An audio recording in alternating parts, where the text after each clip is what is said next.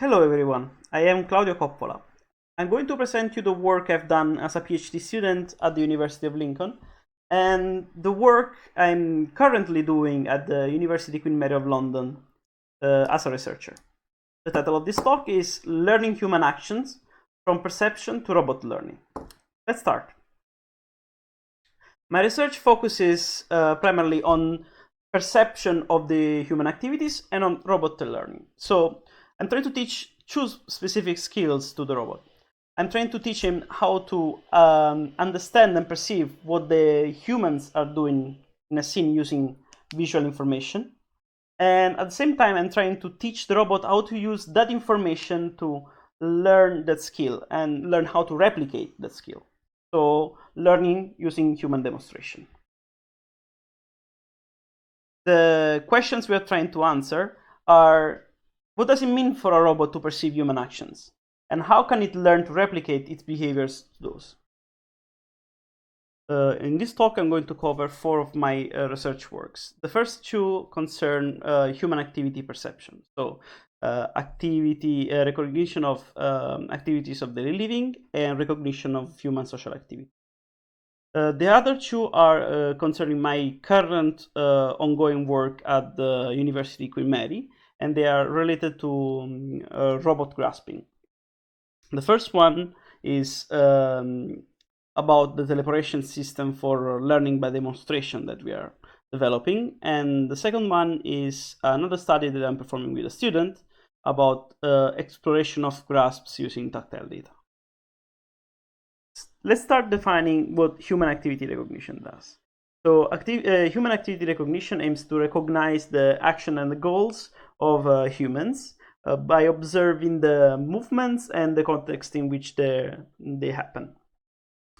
And human activity recognition is used in several applications, from surveillance to retail, sports coaching, and like several other applications. In assistive robotics, is very useful when the robots are located in a human environment, in particular because they can detect the occurrence of undesired behaviors. In particular, what we are interested in are activities of daily living, which are those activities that define the capability of a person to take care of itself, such as eating, drinking, cleaning the apartment, cleaning themselves, and so on, so on, so on. The reason why these activities are so important is because detecting them can give the robot the skill, the capability to detect potential problems of or mental impairments, like the mild cognitive impairment or Alzheimer or other kind of diseases. Furthermore, if they are able to detect the activities of daily living, the robot can adapt its behavior to the human's behavior, which because it's the robot that has to adapt to the person, not vice versa.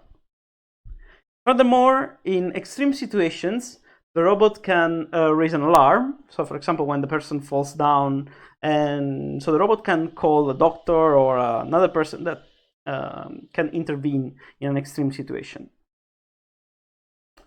The way we perform the activity recognition is using visual information. In particular, we use 3D depth information. From the depth information, as you can see on the image here, we can extract the skeleton of the person.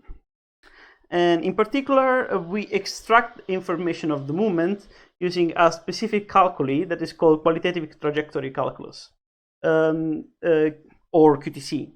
QTC is able to extract the information of the relative trajectory between pairs of points. So, for example, if 2 points are getting closer or getting far away, and from which direction. In particular, we use a specific type of QTC that is called QTC 3D, which is an extension of QTC for 3D data. So they are able to manage the orientation and of the trajectory in 3D using the Eulerian angles.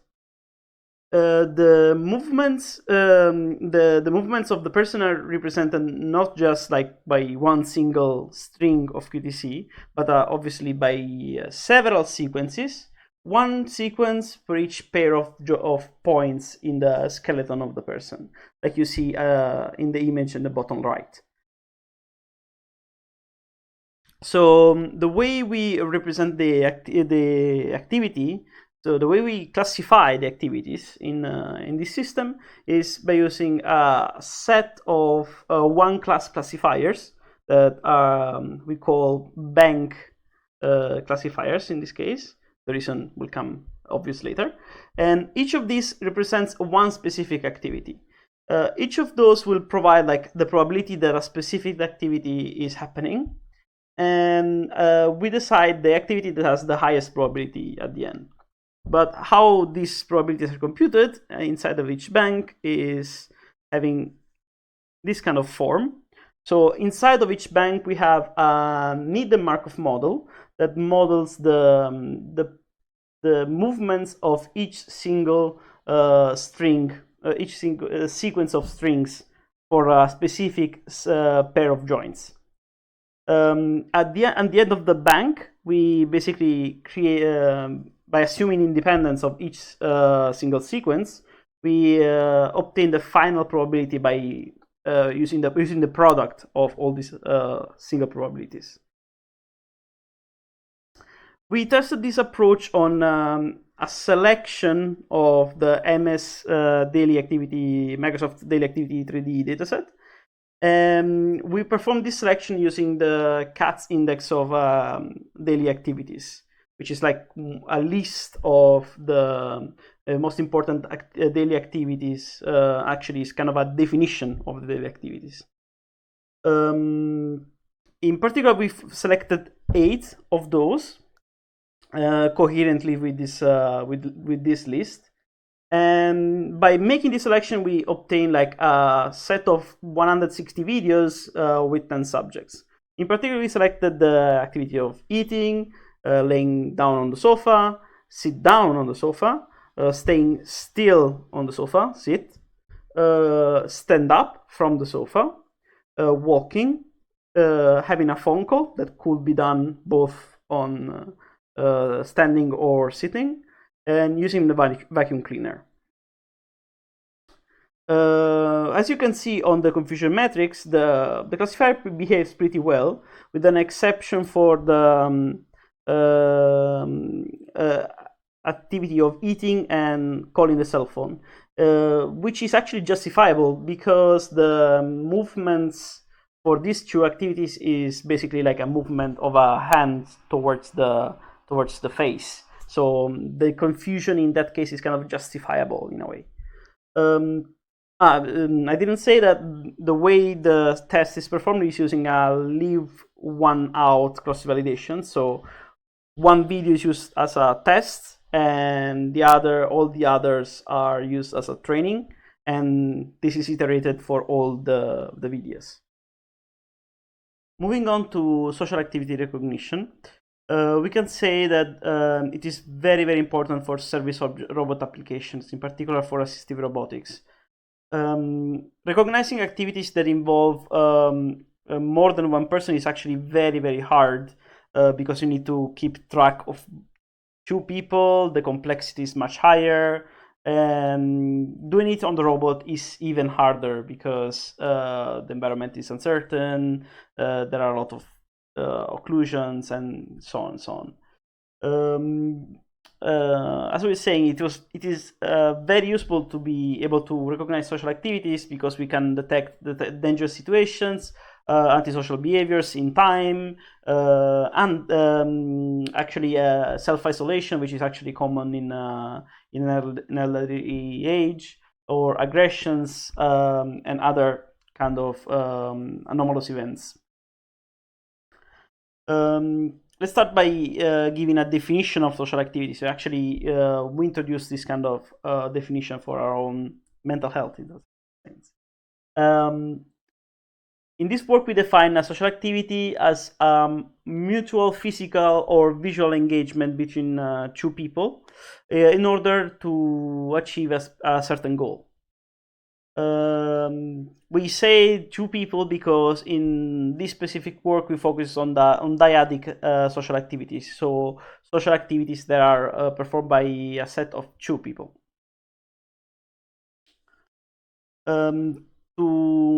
To do our studies in time, we developed 3 data sets that were kind of incremental in our study. So basically, these 3 data sets were recorded using Kinect, and they provide RGB, depth information, and the skeleton of the people tracked. In particular, in these, each of these focuses on a specific aspect of the social activity recognition. The first one, the ESR UL 3D social activity dataset, focuses on just the classification part of the social activities.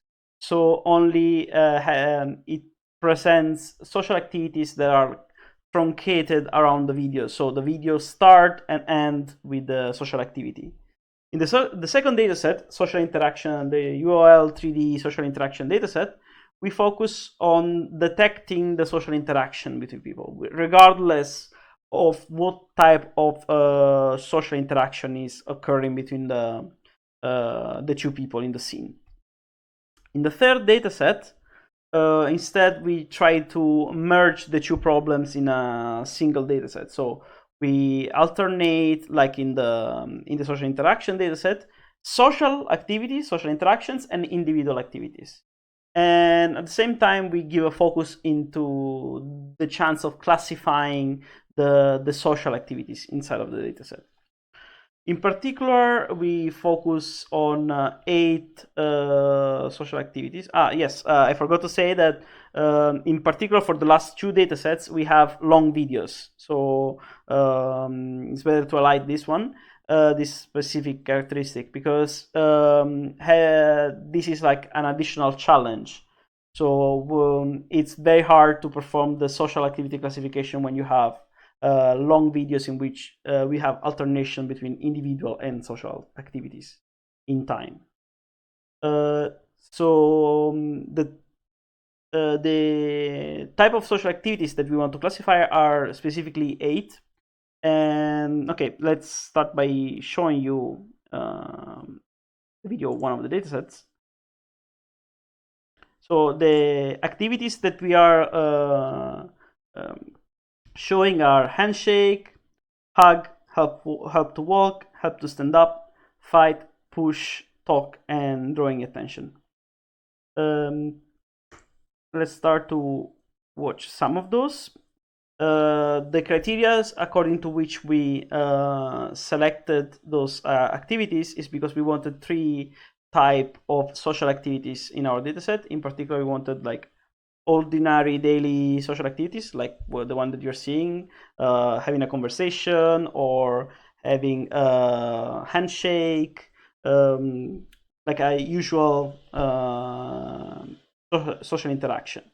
Another case scenario that we wanted to cover in our dataset is to consider social activities in a healthcare environment. So people helping each other in performing tasks, or like helping to stand up, or helping to walk. Like in this is hugging, it's another daily social activities, and then helping to walk. Finally, we wanted to cover another case scenario, which was the aggressions. This is like the activity of pushing and the activity of fighting. That is brilliantly acted by our team. So all these data sets are publicly available, and they can be found on this link.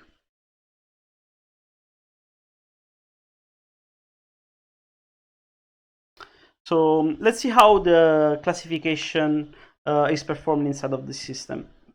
So the classification is divided in two macro areas: the classification part and the proximity prior. The first one are the actual classifiers that are performing the classification, and they are composed by it's an ensemble classifier that is itself composed by two components: the individual classifier, which is focusing more on dynamic and static features for the two separate single skeletons. So it's providing two different classifications for person 1 and person 2. And the social classifier, which is instead focusing on more relative features that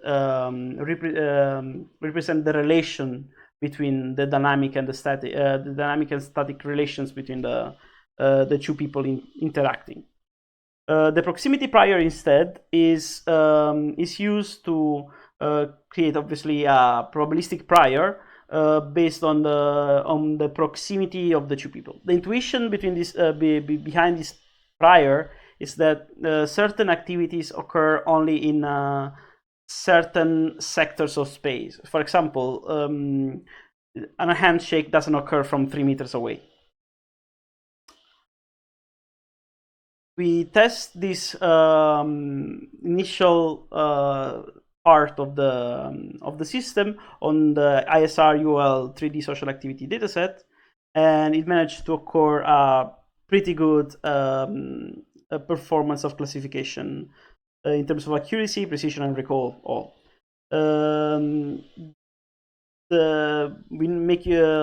It's important to notice that the classification in this case is counted on the frame level. So here we are considering how many frames in all the videos are classified properly. And in the dataset there are like more than 80,000 frames. And being able to classify them is quite hard enough. Talking about the type of features that we're using, we have the individual features, which are mostly like geometrical features, like the distances joint to joint, the angles of the knee, elbow, and this part of the skeletons, parts of the skeleton. The energy-based features are basically velocity related, so they kind of give information about the dynamics of the movement of the skeleton, the skeletal poses. So, and it's introducing information in time. The latest features are more like statistically oriented, so kind of mean and standard deviation of the joint distances in time. The social features instead, they're very similar to the individual one, but they treat more like a relational information. For example, they consider the log covariance of the joint distances, the minimum, the distance of the closest joint to the torso, or again, energy-based features on the reciprocal joints, so one person to the other one, and the same log covariance on time. Moving on to the segmentation of the social interactions, we have this kind of model that you see in the image as for the classification. So we have the robot that is observing a set of activities of a pair of people in a scene. From the RGBD data, the algorithm extracts the skeleton and computes a set of social features. And using a classifier, we extract like a binary signal. The binary signal says if there is a social interaction or they're just the two people are interacting individually, performing like their own activities individually.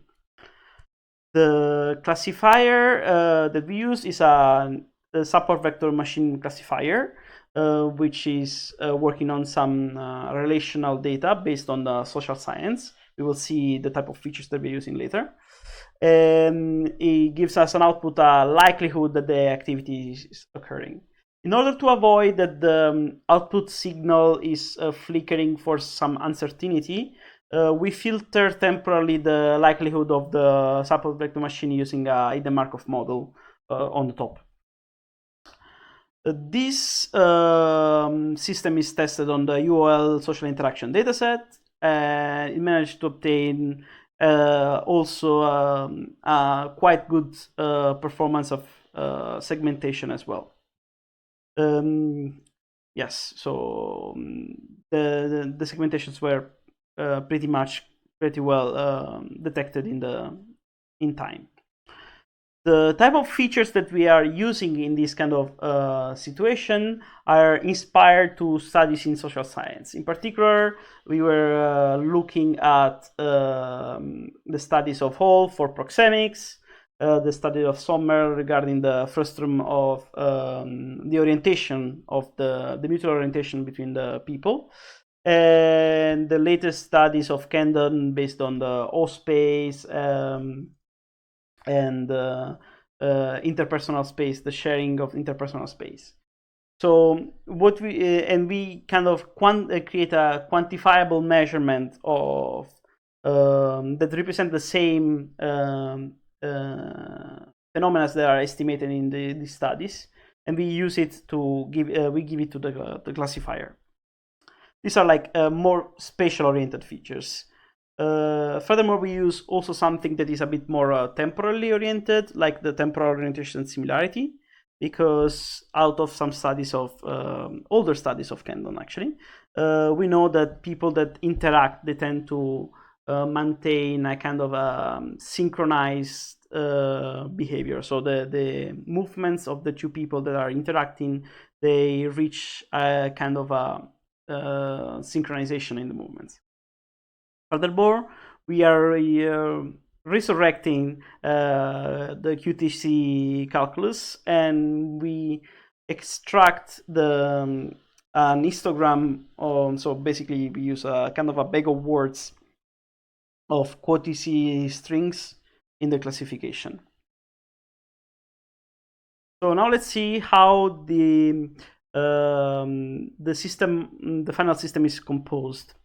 We see in orange the part that is concerning the classification of the social activity. So we find again the individual classifier, the social classifier, and this section that mixes the probabilities of these two classifiers. I forgot to mention before that this the nature of the existence of two separate classifiers, not a single one, is because in this way we can support classification also when the tracker is the skeleton tracker is not working well for both skeletons. So we can still keep at least a weaker classification using just the individual skeleton. The second piece is the proximity priors that is reinforcing the probability, the quality of the classifier, so excluding unlikely situations, unlikely classifications, and the temporal segmentation of the social activities.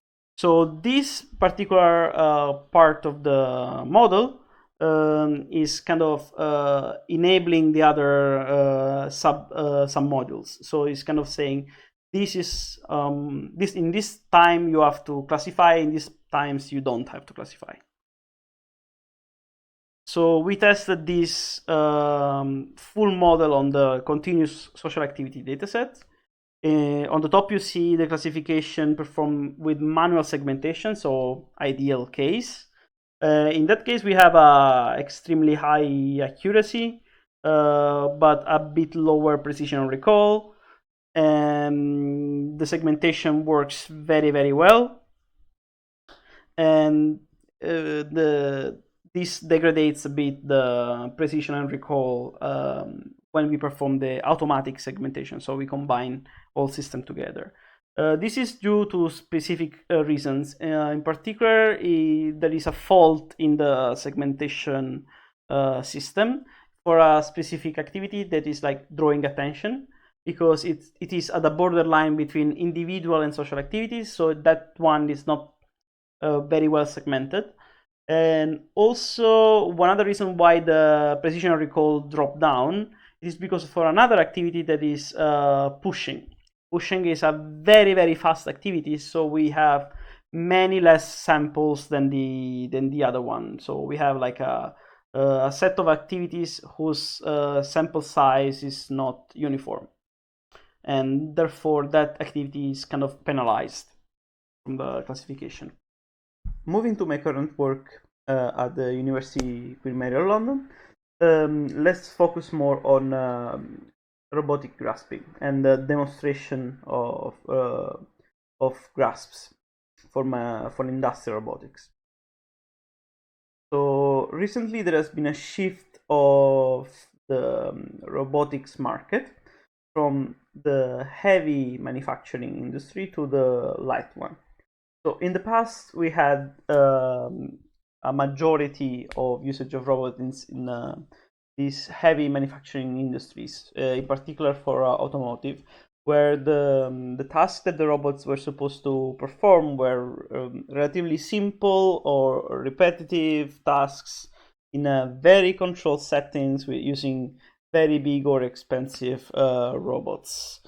Usually these robots were also like very separated from the human environment, so they didn't have to care too much about the safety. While right now there is a huge demand on use of manufacturing robots into light manufacturing, so like industries like food or beverage. And the tasks that we are supposed to be to cover right now, they are much more complex, and robots, they are not intelligent enough to take care of these kind of tasks. So what we want to do is to give to the robots a skill that is very natural to humans. So be able to imitate the movements of another agent. So in our case, the humans. Human demonstration of robotics is not a new idea, it's something that is already existing.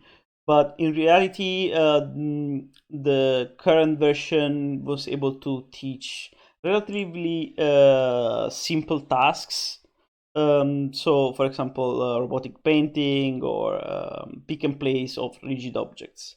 However, we're never able to handle generic objects like soft, delicate objects in a dexterous way. So this is what our aim is right now. The solution that we are looking at right now is to have a system for the human demonstration of task of robotic manipulation, in which the user is capable to feel and see through the sensing of the robot itself. In this way, not only we can control using a natural interface like our own hand, but also we are able to perceive the touch that the robot is perceiving and see from the eyes of the robot using the VR headset. At the current state, our teleoperation is making use of robotic infrastructure of a UR5 arm with an Allegro end as an end effector. And on the fingertip of every and at the end of every fingertip of the Allegro hand, we have OptoForce sensors that are able to feel the pressure that we apply on the fingertips and the direction from which this it is applied.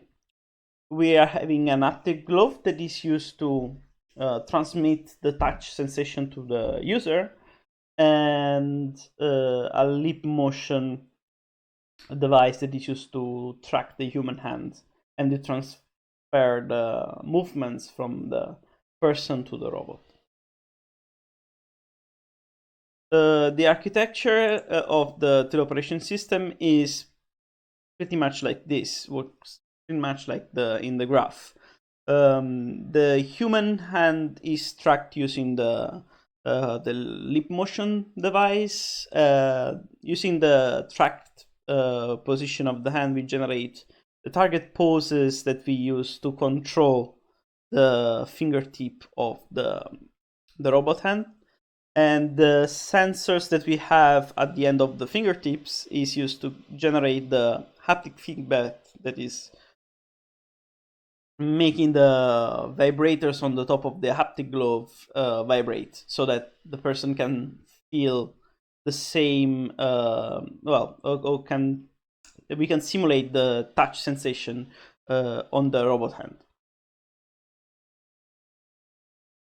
The way we generate the target values for the robot fingertips is pretty simple, and it is based on the velocity control, basically. In a nutshell, what we make here is basically transporting the translation, the temporal translation of the human fingertip rescaled on the robot fingertip. So for each finger, thumb, index, middle, and ring, because we are ignoring the pinky since the Allegro hand has 4 fingers. At the beginning of the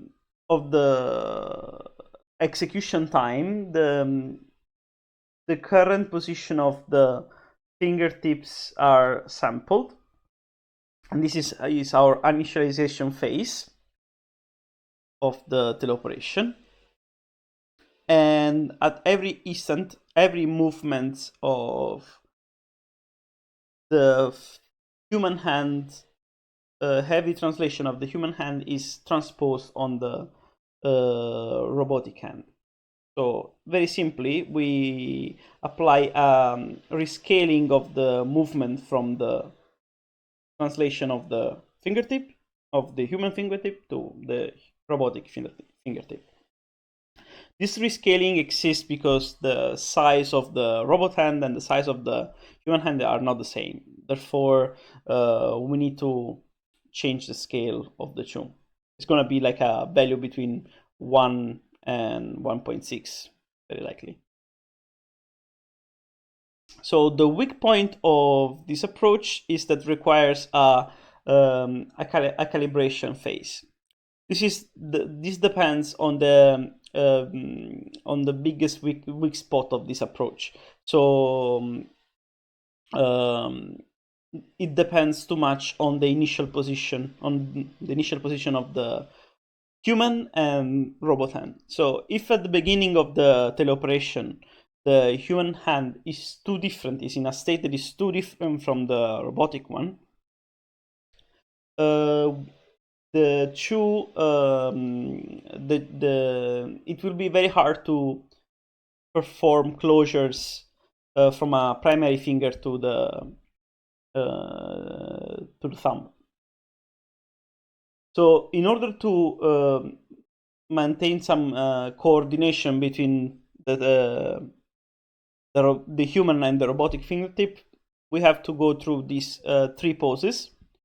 That basically is performing a closure between one of the primary fingers, like index, ring, or middle, to the thumb, and to reinitialize the position of the teleoperation for that specific finger.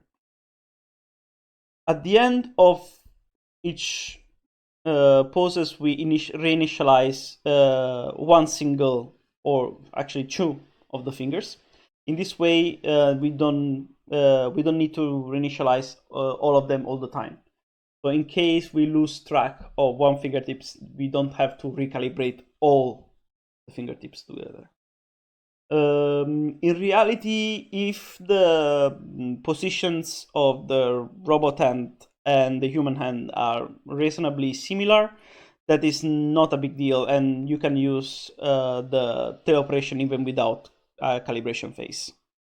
The finger that usually requires the most calibration is the thumb. So let's see how learning by demonstration, how can we demonstrate movements to the robot, how it is done now.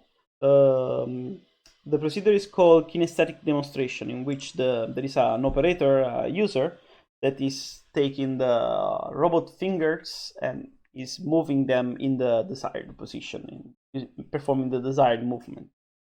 This is very hard to perform, and it's also not very dexterous, so there is a limit of what you can do with that. So this is what we will be obtaining by doing teleoperation. As you can see, with the movement of the fingertip of my human hand, you can see the movement on the robotic hand. This is like in a simulation environment. Actually, it's not even a simulation, it's just giving the coordinates to the robot, so it's not a perfectly realistic simulation. But we tested this also on a real robot. The problem is that this is an older version of the teleoperation, but since COVID-19 happens, it was impossible to obtain like a more recent version of the teleoperation on the real robot. Right now we are focusing to make it work on a more realistic simulation environment. Another point that we need to cover is that the vision is not enough to perform a grasp. Even for humans, touch has a huge role in in performing stable grasps for for manipulation. For this reason, we had to make a connection between the feeling of touch of the robot hands and the haptical feedback on the human hand. So what you can see is here is a test on which a colleague is touching the fingertips of the robot hand, and I am guessing which one is being fouled without looking. What is happening in there is that the vibrator on the fingertip corresponding to the finger of the robot is vibrating on my hand as well. Moving to another research branch I'm following with a student is grasp exploration using the tactile feedback. So as we said before, touch matters also for humans, and using just vision to estimate good candidate for stable grasps is very, very hard. What we want to do is to improve the estimation of these grasp points generated by vision using tactile feedback. So what we want to do is to perform many grasps around the area that was our initial estimation to see if we can improve the quality of the grasp around that point. To do that, we use a quality measure for the grasp that is taking advantage of the contact, the touch of the robot hand. The measure that we're using is the area. So our quality metric is the area of the polygon generated by the connection of the fingertips that are actually touching the object. So in case one of the fingertips is not touching the object, the area covered by this polygon is much smaller, and therefore we will have a less qualitative, a less good metric actually. So the procedure that we use to improve to get a better a better grasp is through a Bayesian optimization update. At every iteration, the Bayesian optimization generates a query point in space, and we will ask to move to that position to the robot arm. Once the robot reaches that point, we perform a closure and we estimate the grasp quality metric. So what is actually happening inside the Bayesian optimization is this. We build a Gaussian process model of the grasp. This Gaussian process model is used to update an acquisition function, which we use to find the best next query point to observe. This algorithm terminates when we have done a number of tests that we think is enough. When we find a good enough value of the quality, or when we start to estimate to query points that are very, very close to each other. So to show more or less how it goes on, we have a little video of one iteration of this algorithm. However, this was not a very nice video, but since we have not been able to access the lab anymore, we could not make a better one for the presentation. So in this case, for example, the closure was not full, and the quality metric would have not been a very high one. For future work, what I'm planning to work on is on the side of human activity understanding. I'm planning to extend the social activity recognition to larger groups, also to activities that are group activities. And at the same time, considering the navigation of the robot that takes in consideration the activities and when they are happening, when and where they are happening in an indoor environment. Regarding the robot learning side of my research, I'm working on the teleoperation of the arm as well, which has been quite tough to work with. Learning grasping policies from the demonstration given using the teleoperation. Object shape, we are working currently on object shape modeling from touch, still using Gaussian processes. So we want to touch the object surface so that we can build a model of the surface and perform the actual experiments. Again, because of the interruption of the COVID-19, we could not terminate our experiments.